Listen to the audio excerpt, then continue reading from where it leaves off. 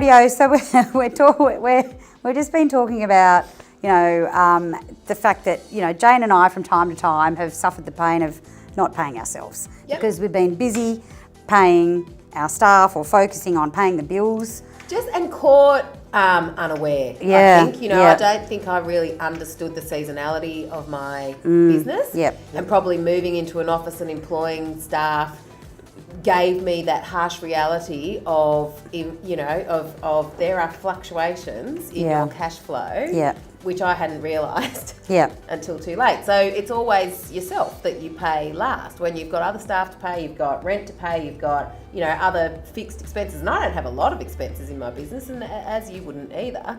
But to pay those bills, you end up sacrificing your own. Yeah, absolutely. And then it wasn't until, Anthony reefed my head out of a bucket of sand and said, Susan, look at your figures. I think I was sort of peeled back the business. You had a business that was there. We just peeled back the processes of what it meant to understand how your revenue was generated, what sort of time you had to spend in generating your revenue, how much revenue you could generate if you did peel back and focus on a few things. And that's really, I think, the first step. If you do find yourself in that position, is peel back, let's have a look at what's involved in the business. Let's have a look at what we do have to sell.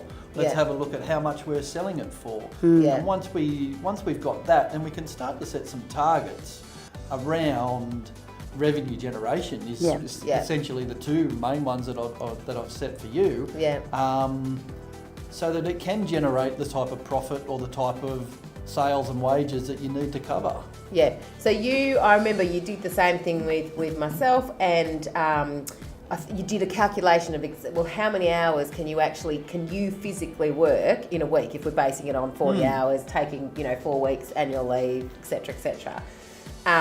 So we know that you've got that finite amount of time to be able to spend, and then we looked at the productivity, and how productive am I in those hours, and how much is billable versus non-billable, and things like break-even points and that sort of stuff. And look, I'm the first one to admit that all of that stuff was so new to me. I hadn't even considered it.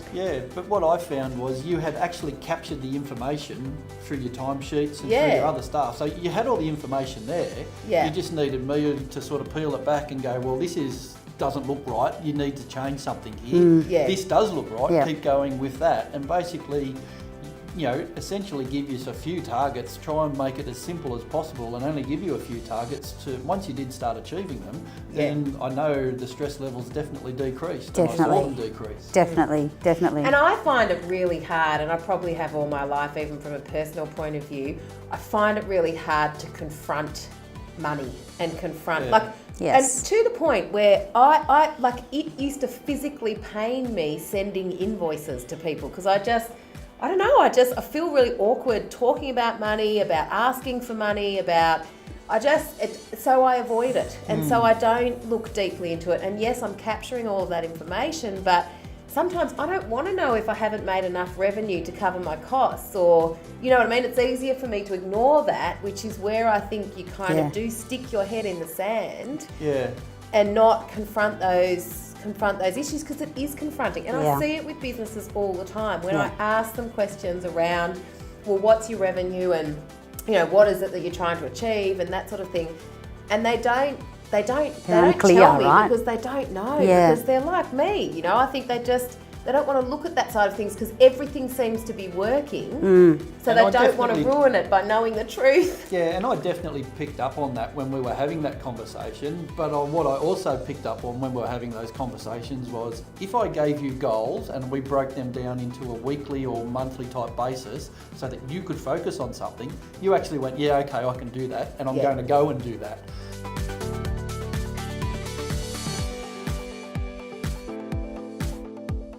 So it wasn't about reacting and going, oh no, that didn't work. It was about being, okay, this is what I have to do, so I'm going to go and do it. Yes. And once you went and did that, then it started to flow a lot better. It fell into place. Absolutely. And what I loved was, that target, that simple, straightforward revenue target that was put in place for me so that it focused us in on what we had to do every day, every week, and we could track it, easily trackable, while still having all of those expenses, but you weren't looking at, Susan, you've got to pull your belt in here and take that out and move out of your premises, and there was all of these expenses that I was worried about, and just the simple targets that made it streamlined and simplified things. And this goes for not just your businesses, but nearly every business that I do come into and have a look at. You can definitely get more financial benefit by focusing on sales than you get by focusing on costs. Yeah. Once you get that right, then you can start looking at other things. But if you want a quick penicillin, if that's what you're looking for, understand the calculation of your sales and set some targets in there. Yeah. So the fact that I was very much like Jane. The fact that I was absolutely frightened, I think, and confronted by some of those figures in my business, which is why I avoided looking at them. Actually, the discussions and the bringing it out into the open has given me peace of mind as a business owner. Excellent.